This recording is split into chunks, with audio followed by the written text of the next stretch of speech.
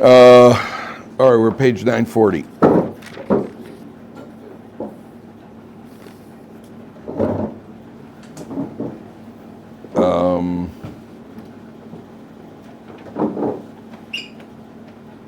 So Moshe Rabbeinu is talking about We're talking about the rebuke, and then in Pasuk Vav there's a very subtle rebuke here. A lot of it is very subtle. It's 5 lines from the top on page 940. Hashem Elokeinu dibra eleinu b'chorev leibor rav lachem sheves b'harazeh. Hashem spoke to us at Chorev and said, "You've been here long enough." Now, there's one opinion that Jewish people didn't want to leave Har Sinai. They didn't want to leave Har Sinai because you're at a mountain, you're experiencing God's presence, page 940. You're experiencing God's presence with tremendous intensity, and that's also why they didn't want to leave the splitting of the sea. They were at Yam Suf, at the splitting of the sea. You just experienced God's presence with tremendous intensity. There was another factor there because there was free gold and silver. That also helps. But at a spiritual level, they didn't want to leave, and they didn't want to leave Har Sinai. We just experienced prophecy at the highest level. What do we want to go out into a desert for? So Hashem says, no, you've been here long enough because that's not the purpose of life. The purpose of life is not to have it given to you on a silver platter. The purpose of life is now you have to go out and you have to earn it yourself. And you have to go through the desert and go to Eretz Yisrael and live a physical life. We don't want to live the physical life. We would rather live the spiritual life. On the other hand, it says that when they left Har Sinai, they ran away from it. And the expression that's used in the Gemara is ketino kaboreach mi beis hasefer, like a child running home from school. The best example that they could come up with in the Gemara for somebody who's running away from something is a child running out of school. The bell rings and you better not be in their way, right? Yeah, that bell rings and they come pouring out of the school. And therefore, the criticism over here is Hashem said it's enough being over here, but then you turned and you ran like blazes. That's the criticism. Pasuk Zayin, Pinu Sulachem, turn and go travel. Ubo Har Amori V'Kol Shcheinav Ba'arava Bar Vashev V'Nev Chof Hayam, Eretz HaKnani V'Alvonot Ad Nahar HaGadol Nahar Pras. Okay, you're going to go off into the land of Israel. From where are you going to the land of Israel? From Aden. Do you have a chumash? Take Aden. Aden. Do you have a chumash? There are plenty of chumashim on the shelf over there. Page 940. You're going to go off into the land of Israel. What came right before going to Israel is Har Sinai. So that reaffirms what we've already spoken about, that the prerequisite for living in Eretz Yisrael is living by Torah law. Eretz Yisrael first to get the Torah. Remember, we spoke many times about why they received the Torah in the desert. It would have been a lot more drama, and it would have sold better if they would have gone into Eretz Yisrael, build the Beis Hamikdash, and have the Torah given at the Beis Hamikdash. That would have been off the charts. It was specifically given in a wilderness, in the mountain, a low mountain, out in the wilderness, to teach us the lessons that we are a nation because of the Torah. That's why we're a nation. And then you go into Eretz Yisrael to fulfill Torah. And without Torah, Eretz Yisrael is just another country. Without Torah, Eretz Yisrael doesn't do anybody any good if there's no Torah. There's nothing spiritual about being in Israel if you're here devoid of Torah. It's just real estate. It's real estate that helps us if we are keeping Torah. Then it's real estate. It's air that makes, it says in the Gemara, the air of Eretz Yisrael makes a person wise. Avira de Eretz Yisrael machkim. The very air of Eretz Yisrael, when you're learning Torah, makes you wise. If you're not learning Torah, it also makes you wise. You come to Israel and you realize, hey, why am I doing here? And you get wise and you leave. It's like wisdom teeth. Now, I don't know why they're called wisdom teeth, by the way. The only thing I could think of is because the wisdom teeth probably, you have your regular teeth, which came in, like they call baby teeth, and the wisdom teeth, I guess, come in later on their own schedule. They come in, they enter on their different schedule, and they leave on a different schedule than all the other teeth. And maybe that's why they're called wisdom teeth, I'm not sure. The only thing that makes you wise is afterward you realize, boy, am I glad I don't have to do that again. I wisened up. So that's the prerequisite. Now, take a look at Pasuk Ches. Skip on to Pasuk Yud. 2 lines from the bottom. V'omar aleichem ba'is, 3 lines from the bottom. V'omar aleichem ba'is ahi le'mor lo uchal levadi se'es eschem. Moshe Rabbeinu says, I can't carry you alone. Why? Hashem Elokechem hereby eschem. Hashem has increased you. V'hinchem hayom kekochvei hashamayim l'rov. You are abundant like the stars. Why are the Jewish people compared to stars? Why are the Jewish people? What is the comparison? Why are the Jewish people compared to stars? There are 3 different reasons. Maybe more, but there are 3 different reasons I want to go into. Why are the Jewish people compared to stars? So the first idea is, there are a lot of stars. There are a lot of stars. When you look up there, sometimes at night, on a clear night, you look up at the sky and you say, well, it doesn't look that many. And the more you look, the more stars all of a sudden start appearing, right? All of a sudden you start noticing there's more and there's more. Jews, it seems to be that wherever you go, you notice, hey, there are Jews there. I didn't realize that. You go to Pittsburgh and hey, they have a Jewish community. I just heard about a Jewish community in where is it? In one of these weird countries, and there's a Jewish community there. It just seems to be like they're coming out of the stars in the sky. The basic idea is that there are a lot of us. Like there are a lot of stars, there are a lot of Jews. The truth of the matter is that relative to the rest of the world, we are not a high percentage. When you stop and think that 25% or close to 25% of Nobel Prize winners have been Jewish. 25%. Gentlemen, we do not make up 1/4 of the world's population. Yeah, we are at 0.1 or something like that. And 25% of Nobel Prize winners have been Jewish. They once showed a video here in Ohr Somayach. There was a video, some guy went around with a camera in Toronto asking people on the street, how many Jews do you think there are in the world? So one guy says, I don't know, about 20 million. Another guy says 50 million. One guy goes, probably 500 million, which is more than the entire population of the United States. Now, why would he think there are 500 million Jews in the world? Well, why not? His doctor is Jewish. His lawyer is Jewish. The lawyer of the guy suing him is Jewish. The guy who owns the sports team is Jewish. The department store is owned by Jews. The trucking company, everywhere you look, they're Jews. For all you know, he's married to a Jew. At the end of the day, they're Jews everywhere you look. They're Jews. So it is there are Jews all over the place because Jews figure very, very prominently. And so there was actually I think it was a Chinese guy who was in America, and they asked him on the map where Israel is. So he pointed to Canada. So he said, why do you think that's Israel? Because listen, all I hear about in the news is Israel. And I know where Russia is, and I know where China is, I know where the United States is. The only thing that I don't know, I just look for the next biggest body of real estate on the map, which is Canada. So I figured that must be Israel, because I just keep hearing about Israel. You can barely find Israel on a map. And I keep hearing about Israel, so I figured Canada was another name for Israel. That's what the guy said, which is very, very interesting approach. He's wrong, but it's an interesting approach. Moshe Rabbeinu compares the Jewish people. 3 ideas here. They're all interesting ideas. Idea number 1, anybody who knows anything about astrology, there's there are ideas of astrology. Astrology was a discipline. Whether people know it nowadays or not is a different question, but there is a discipline called astrology. In astrology, every single star, every single constellation, every single planet has a purpose. That means every single star out there has a purpose. That means every single Jew has a purpose. And no 2 stars have the same purpose. That means no 2 Jews have the same purpose. The first mitzvah in the Torah is prurvu, is to be fruitful and multiply. Why is that? Why do you need so many people? Why do we need so many people in the world? The answer is, since each individual, no 2 individuals are exactly alike.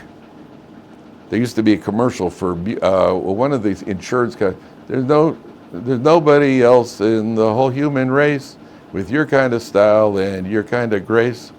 Right? You obviously never heard that commercial. I never saw that commercial. It was some sort of life insurance commercial. That everybody's an individual. No two stars have the same function. We need, the more people there are in the world, the more Jews there are in the world, the more Kiddush Hashem there is in the world, the more God's name is sanctified. Because your way of serving God and your way of serving God is not my way of serving God. Each one is serving God in a unique manner. That's a different aspect of Kiddush Hashem. That's a different way of sanctifying God's name.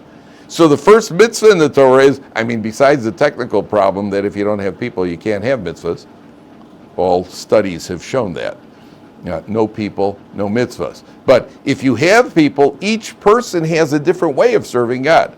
So each star is unique, and just like each star is unique, every single Jew is unique, number one. Number two, how big are stars? How big are they? They look this big, right? Like twinkle, twinkle, little star, but the lyrics are wrong. It should be twinkle, twinkle, humongous star. That's what it should really be, but that doesn't rhyme. It doesn't fit well. It's not little star. It should be humongous star, gargantuan star. Why? Because the stars are enormous. They're bigger than Earth. Just takes a while to get there.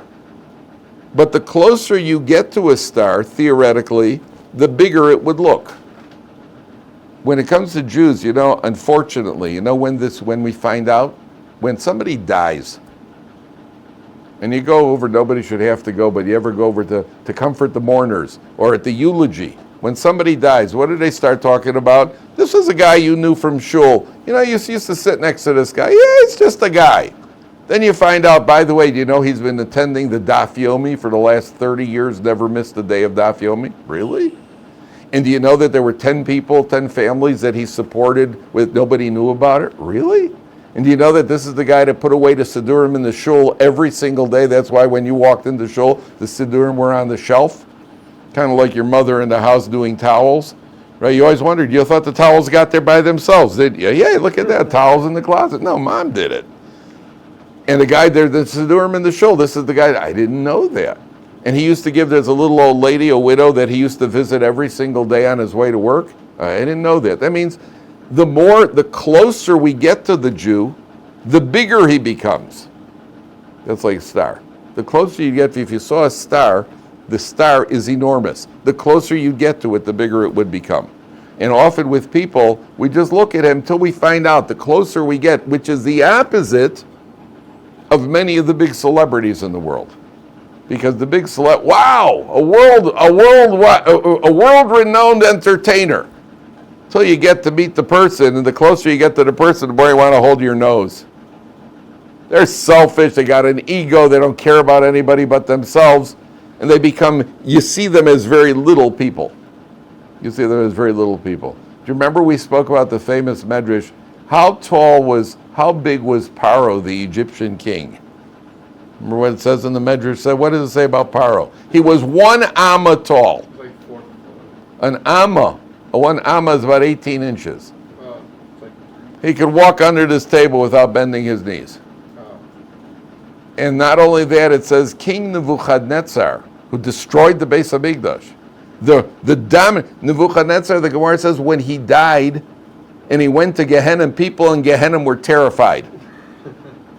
Oh no, Nebuchadnezzar's coming. He's going to dominate us down here too. He doesn't. But they were scared, and that's in Gehenna, but they got other problems. And Nebuchadnezzar is going to dominate us down here. King Nebuchadnezzar, the nastiest cuss who ever lived in history. The prophet walked in and saw Nebuchadnezzar eating a rabbit live. Yeah, he was eating a live rabbit. There's a hair in my soup. It was, according to some, it was just raw, not live. It was like you guys eat meat too. But according to others, the rabbit was actually live. Why was he doing that? As I once read, the Syrian army, the Syrian guerrillas and the Syrian army, one of the things they had to do in their training is they had to take a live frog and bite its head off as a way of maintaining your edge on cruelty. So King Nebuchadnezzar is a cruel guy, the nastiest guy. The dwellers of Gehenna are terrified of this guy. How tall was he? The Medrash says, Koton Kikad, he was the size of a jug. No.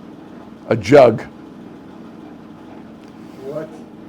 That's what the Medrash says. Isn't that remarkable, gentlemen? The two most powerful monarchs in the ancient world, they could sit on the same chair together. They could walk under the chair. What's going on? Shorter than midgets. Shorter than midgets. Okay, so obviously, sometimes when you hear a statement like that in the Medrash, there's some sort of idea they're trying to convey. I don't think it's literal. It's true. Remember, I told you it's true, but it's not literal. Something could be something could be true, but it's not literal. What does it mean? So, when I understood this Medrash, Rabbi Sinclair. So Rabbi Sinclair was talking about his, his story, right? What's that? Bohemian Rhapsody. Yeah, he was in the entertainment industry, and I remember Rabbi Sinclair saying that he was rubbing elbows with world-renowned people. And he said, when he met these people up close, you saw they were really big names on all the media. And when he met them up close, he said he found out they're very, very small people. When he heard him say that, that's when the coin dropped. I understand what the Medrash is saying. You could be a Paro and you could be a Nebuchadnezzar. You're a kleiner mensch. You're a little person. You're a little person. If you would have spent a day with Reb Moshe Feinstein, who was about 4 feet 10, that was physically, he was 4 feet 10, very short. Really? If you would have spent the day with Reb Moshe Feinstein, you'd say, this is a big person. And they would even describe Rabbanim as having the broad shoulders that they carry the Jewish people on their shoulders. Reb Moshe Feinstein did not have broad shoulders. He was a little man. The idea is that a star, a Jew, the closer you get to him, the bigger he becomes. As opposed to most people in the world, the closer you get, the smaller they become. And a person could dominate the world. You could be a Putin and you could be a Donald Trump, you could be one of these people. If you get up close, that's a very small person. It's a very small person. It's a very little person. Makes it fun. Yeah, don't insult me and don't say this, and almost like a 4-year-old. And that's a person has to know, you could look like you're a world-renowned, you're massive. A Jew, are there compared to stars? That's the second idea. The third idea is a very beautiful idea that I once saw. One of the commentaries says like this: when were the stars created and why were they created? So the famous Medrash that says God created the two lights, the Me'oros HaGedolim. When God created the world, he created the sun and the moon were equal light. And the moon came to the Hashem and he said, you can't have two kings with one crown. So Hashem said, you're absolutely right. L'chi u'ma'ati asasbe, go reduce yourself. I'm sure the moon at that point was thinking, that's not where I was going with this. That wasn't quite the idea here. And Hashem said, go reduce yourself. And so the moon was upset. So Hashem, in order to alleviate the pain of the moon, what did he do? He created the stars. Here, you'll be in charge of this entire army of stars. That's what the Medrash says. That means the very inception of stars, what were they brought into existence for? In order to make the moon feel better. That's what one of the commentators says. That's why the Jewish people are, we have one job in life. It's to make sure the people around you feel better. Our job is to make those around us feel better. And whatever it takes, except giving away your money, whatever it takes to make people feel better. And even that, you see, tzedakah is to make people feel better. The Mishnah in Pirkei Avos says, Marbit tzedakah, marbit shalom. The more tzedakah you give, the more shalom, the more peace. Why? What's the connection to that? If I give tzedakah, how have I increased peace in the world? How has that increased? Why marbit tzedakah? Marbit shalom. The more tzedakah, the more peace. Well, what's one thing got to do with the other? One's man's gashmias, another man's ruchnias. That's for sure true. His gashmias, the other guy's physical needs are my spiritual needs. I mean, somebody who's hungry, my job is to make sure he's not hungry. His physical needs become my spiritual needs. Somebody needs a coat and I provide him with a coat. I've provided his physical needs, And that's, if you bring guests into your home, what are you doing for guests? It's all physical needs.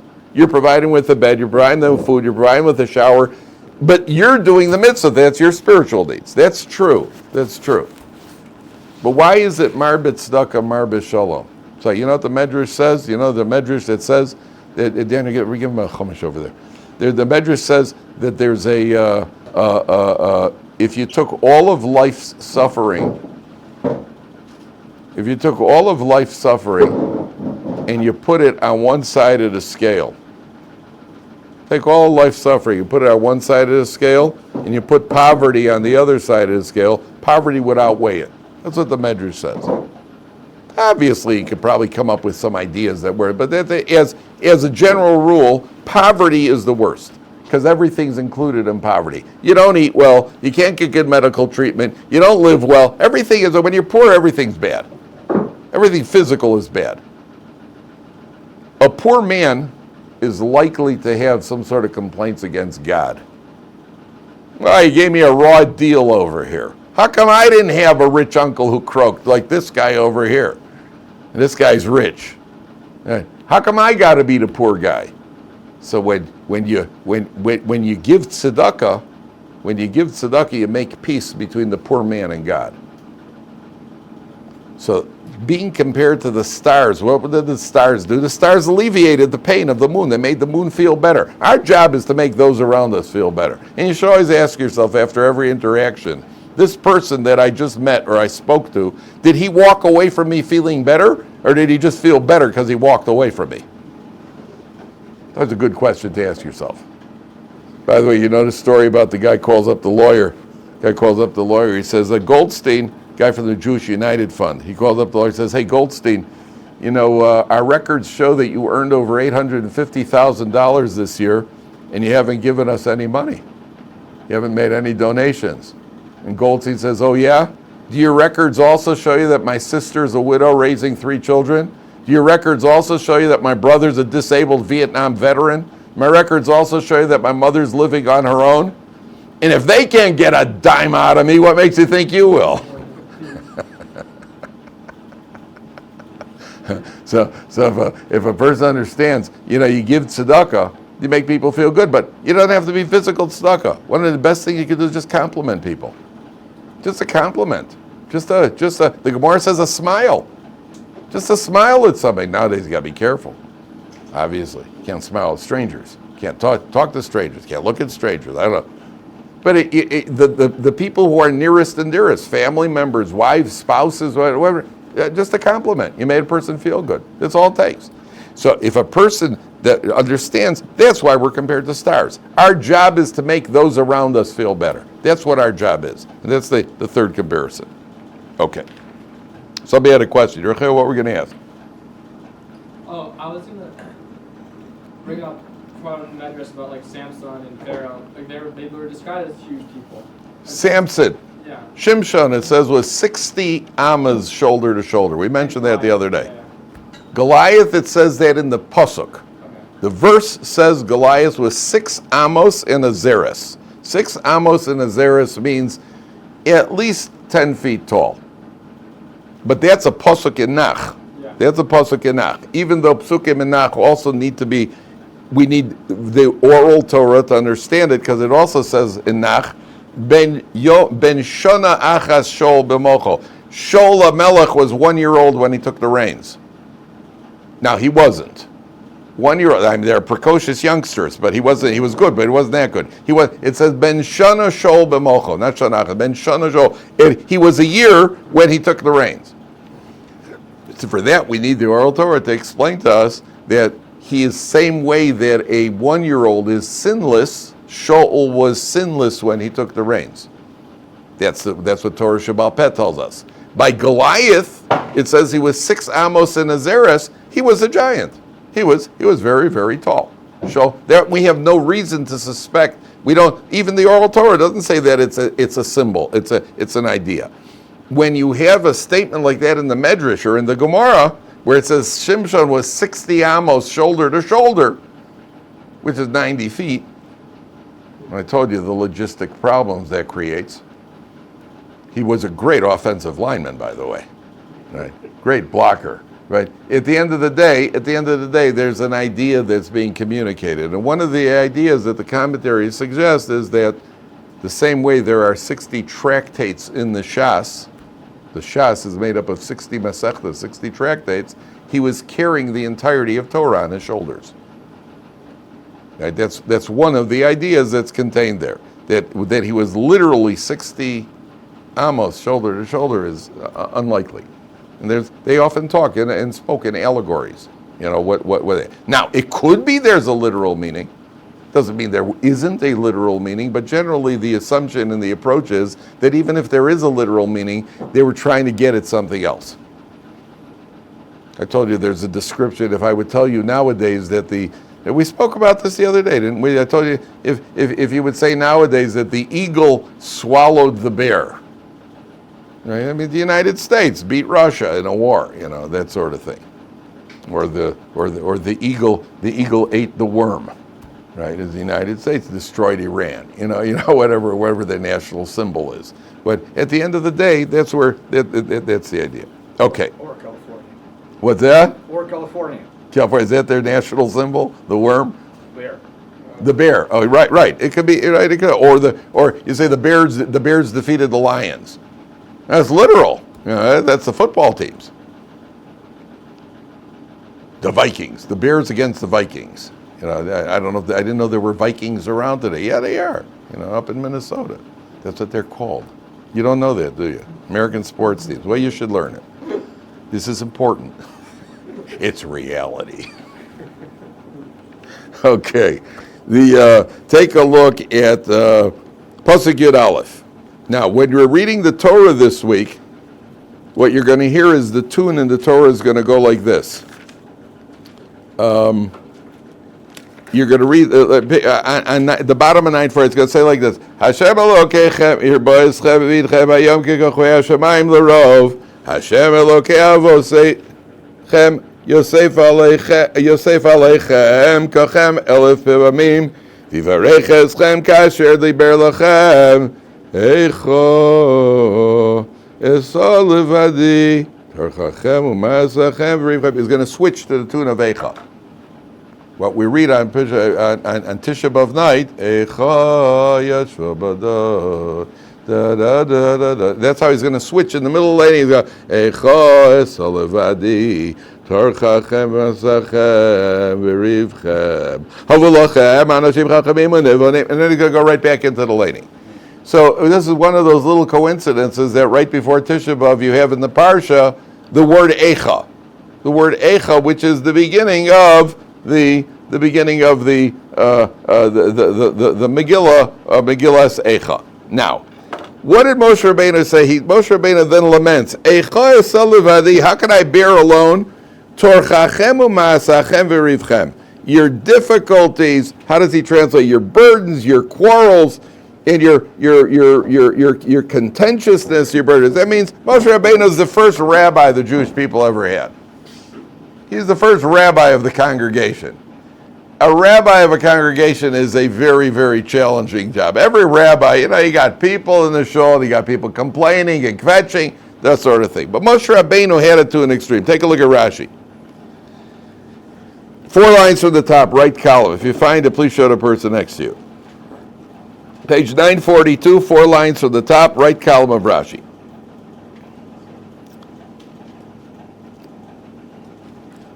What did Moshe Rabbeinu? What was his problem?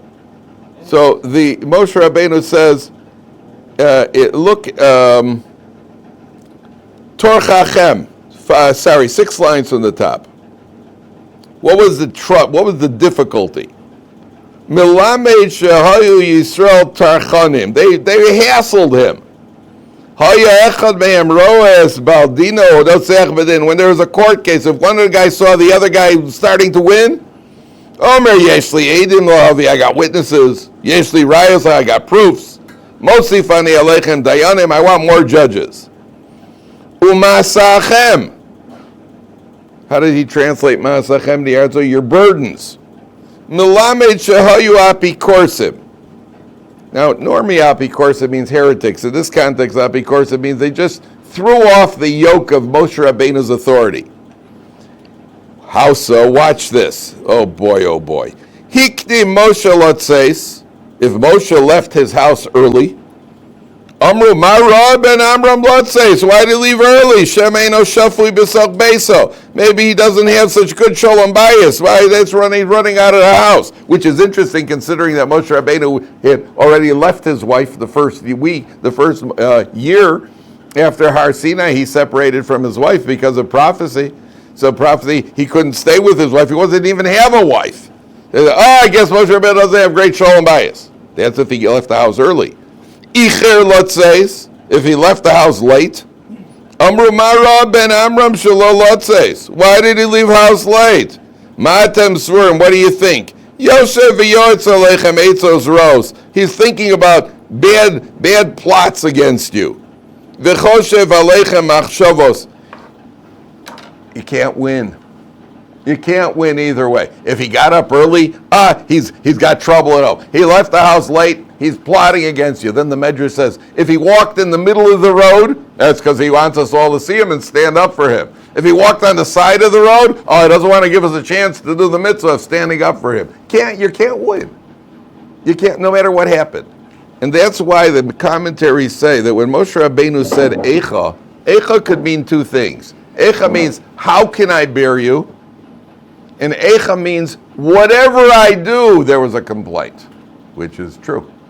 When you're the rabbi, there's always somebody to complain. It's a very, very challenging job. And Moshe Rabbeinu is the first one in history, no matter which way you turn, somebody's going to pick on you. No matter what you do, there's going to be a criticism. It's like being married. No matter what you do, sometimes you're in a situation you can't win. Either way, you can't win.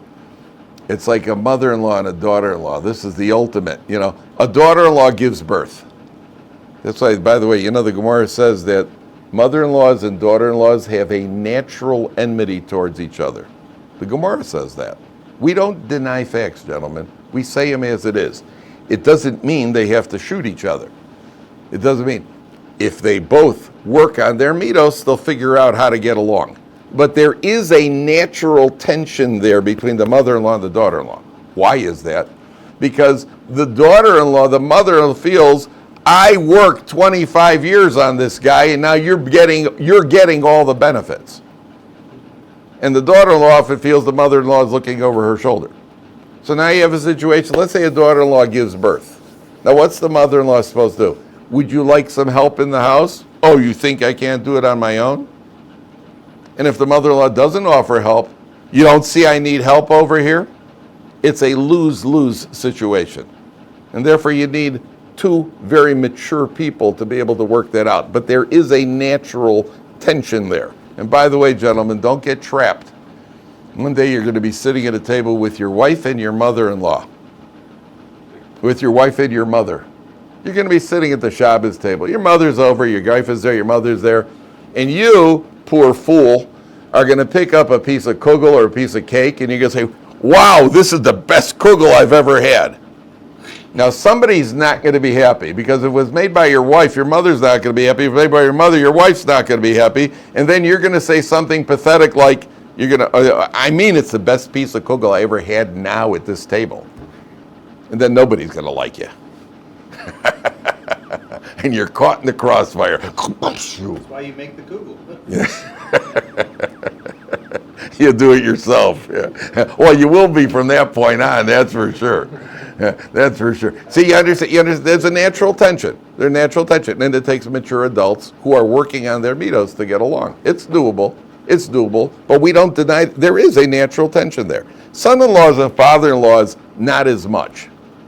Not as much, because we're not competing over it. To the contrary, by the son-in-law and father, it's like, you take her. No, you take her. Yeah, so there's less of a competition there. But at the end of the day, you can't. There's situations in life where you can't win.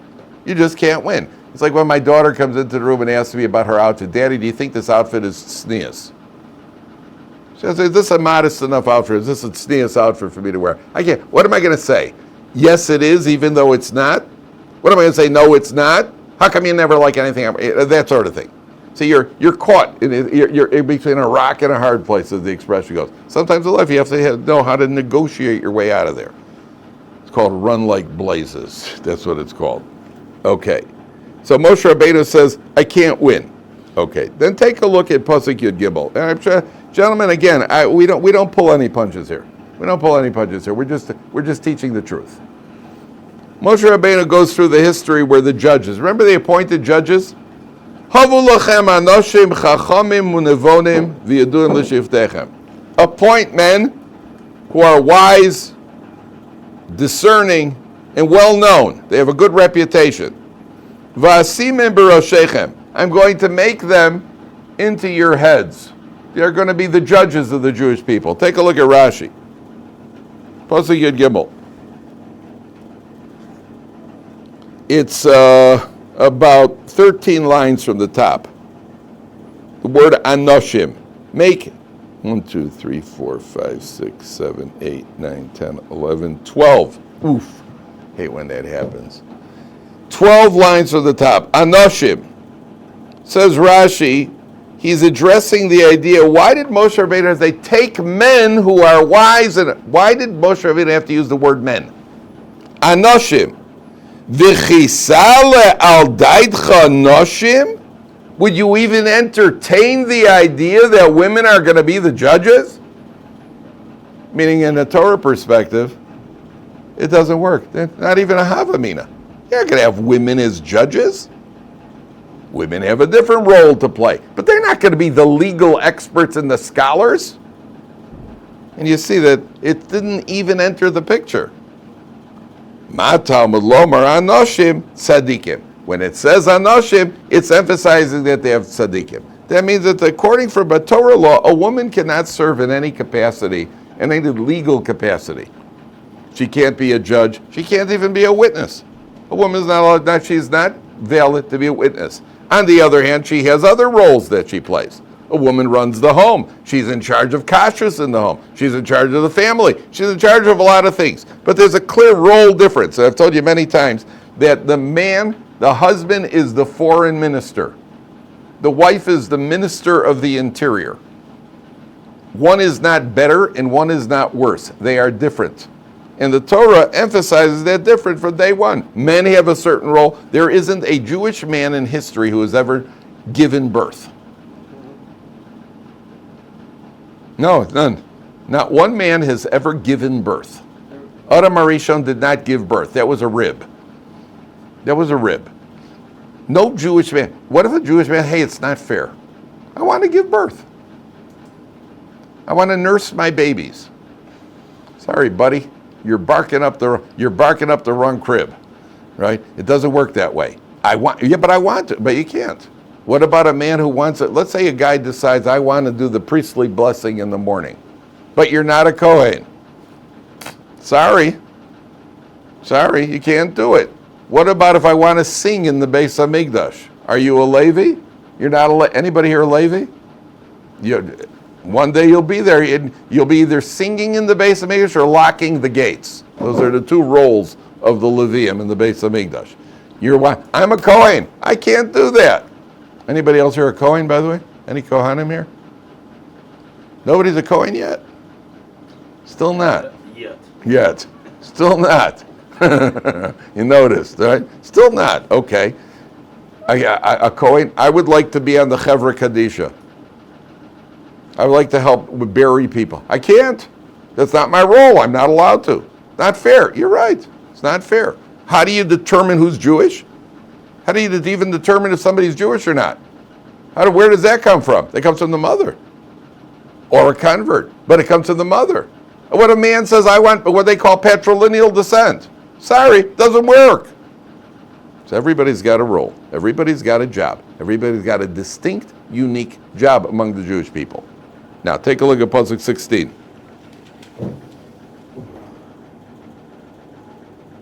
Sorry, Pasuk 17.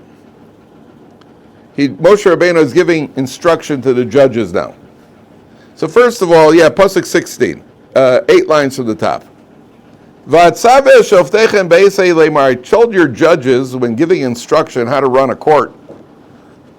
First of all, shamoa bein achechem, listen among your brothers, ushfatatem tzedek, judge righteously, bein ishu vein achiv uvein gero. between a man and his brother and a convert. So one of the commentaries points out over here, when it says Shamoa bein achechem, the plain meaning over here is you have to listen to both litigants, what they have to say in court. You have to listen to the litigants. But one of the commentaries points out that Shamoa bein achechem means listen to the litigants going at. I don't know if you guys have ever been in Beis Din. You know, when people have monetary quarrels in Beis Din, they're not on their best behavior. And you have people are accusations. That's not true. One guy is talking. He says, "Well, listen, I lent this guy some money. That's not true." Yeah. Well, it was, and they go back and forth. There's a lot of. It could get very unpleasant in Beis Din. What? Judge Judy. There was a show. Judge Judy. Yeah. Well, by us it would be Judge Yehuda because she can't be a judge. But at the end of the day, the litigants start. What they yell at each other in front of Judge Judy? Yes, I think everyone says it's a massive show. There's always things going on.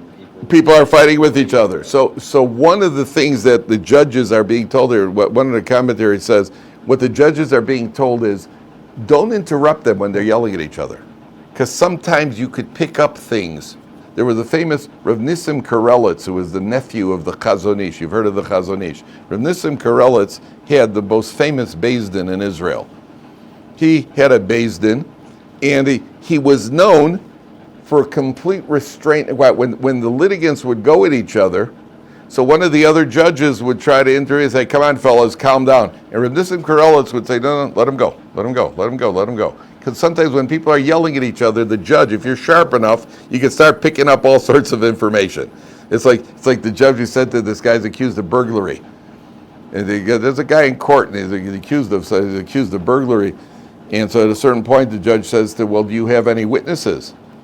And he says, "Your Honor, I never take witnesses with me when I burgle or when I steal. You know, why would I want witnesses there?" Because sometimes you can pick up something from the accused. So why would I want witnesses? So that's the first thing. Then it says like this in Pasuk Yud Zayin: Lo sakiru panim b'mishpat. Do not play favorites. Literally, don't recognize faces. Don't play favorites in court.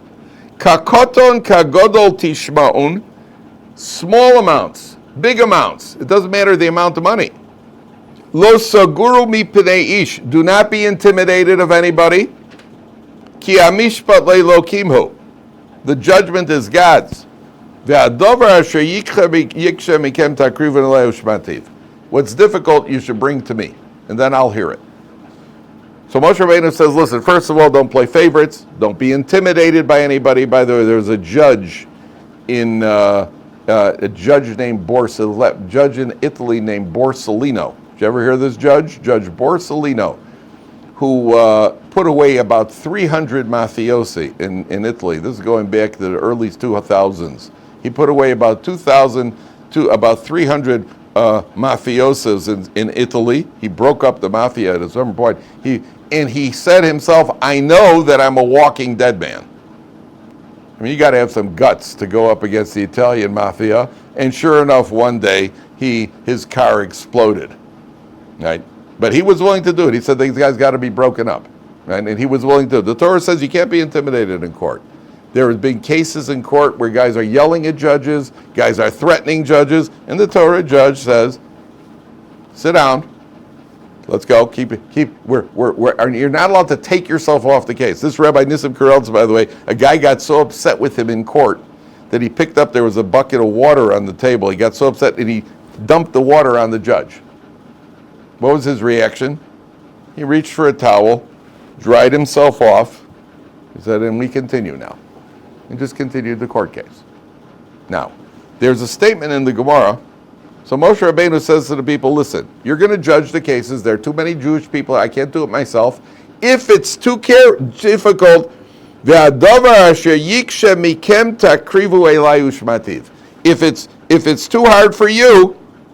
if it's too hard for you, then you'll bring it to me, and what you can't figure out, come to me. Everything else you take care of. So one of the Mefarshim says here, contained in these words is a completely different idea. Did you ever hear Rabbi Yehuda Nasi, Rabbi, who compiled the Mishnah? He said, I learned a lot from my rabbis. I learned more from my colleagues. Umi talmida yoser mikulam. From my disciples, I learned more than anybody else. Famous statement in the Gemara. Mi talmida. Why is that? Why do you learn more from your disciples? Why is it that a person learns more from his students than anybody else? There are several ideas. One of the ideas is students ask questions. Students ask questions. And sometimes you ask a question and say, hey, I never thought about that. You got an angle that I didn't overlook. It forces you to have to think about something else. Number one. Number two, students could come up with creative ideas, not just questions. They come up with creative ideas. So you learn a lot just from your students. Moshe Rabbeinu is saying, V'hadavar asher yiksha mikem, what's difficult for you, takrivun elai, bring the difficulty to me, ushmativ, and then I'll understand it even better. When you come to ask me, that'll help me in my understanding. And that's what every rabbi experiences. Every rabbi experiences from Talmidim. There's more than that, by the way, because when you have to teach, you have to prepare it. And when you have to prepare it, you really got to figure it. You got to really got it. You know, if you're learning it, you're just learning it. Sometimes you may overlook something. When you're going to prepare it, and you realize that I got to understand it in order to teach it, so it forces you into a different. The adrenaline moves differently. Not only that, sometimes you got to think on your feet, because the students ask you, they can make you look really bad in public, and you got to think on your feet. And you actually, there's a certain urgency. The adrenaline kicks in, and therefore you actually understand things. It's what we call siyata d'shmaya. It's obviously a Kodesh Baruch Hu helping a person to understand it. But I know from personal experience that sometimes, especially in Gemara, when I'm preparing the Gemara, I'm looking over the Gemara, and I'm stuck on something. This has happened to me many times over the years. I'm stuck on something. I don't understand it. I know that in Shir tomorrow, one of the guys is going to ask me this. Not only that, I know which guy is going to ask me. And it's going to be bad. And it's happened to me many times that we start the Gemara, and sure enough, the guy sticks his hand up, and here it comes. And I know before he's there. And he asks me the question, and while he's asking me the question, I do not have an answer. And as soon as he finishes asking the question, all of a sudden I've got an answer for him. It's happened to me a number of times. It happens to everybody. That is what we call pure siyata d'shmaya. It's only Hashem having mercy on me, not to make me look to it. That's why I always tell you, if a guy asks a question, I say, that's a good question. You know what makes it a good question? If I've got the answer, it's a good question. If I don't know the answer, then it's a technical side point. You know, that's insignificant. You know, but and it happens, and there's a certain urgency. I know that when I was studying in Kolo, and I'm learning with the Chavrusa, we're stuck on something, and we could work on something for an hour or 2 hours, and until we get to an answer. When I'm preparing a shir, the same thing could take me 15 minutes. Because I got to come up with I got to figure it out. There's a certain sense of urgency. That urgency somehow triggers off a thought process. That's what he says, Mi talmida yoser mekulam. And that's why Moshe Rabbeinu says that you bring it to me, and then I'll hear it at a deeper level. I myself, Moshe Rabbeinu, will understand it even more. That's why sometimes students say thank you for the shir. The one who has to say thank you is me. I have to thank the Talmidim, because my learning is better because I'm teaching it. So sometimes, you know, and every Rebbe will tell you that. Every Rebbe will tell you that the ability, just the opportunity to be able to give over a shir is the Rebbe's benefit more than the student's benefit. The Gemara says more than the calf wants to nurse, the mother cow wants to nurse it. And that's what the example that's used for the Rebbe. More than the Talmud wants to learn, the Rebbe wants to teach. All right, guys, see you tomorrow.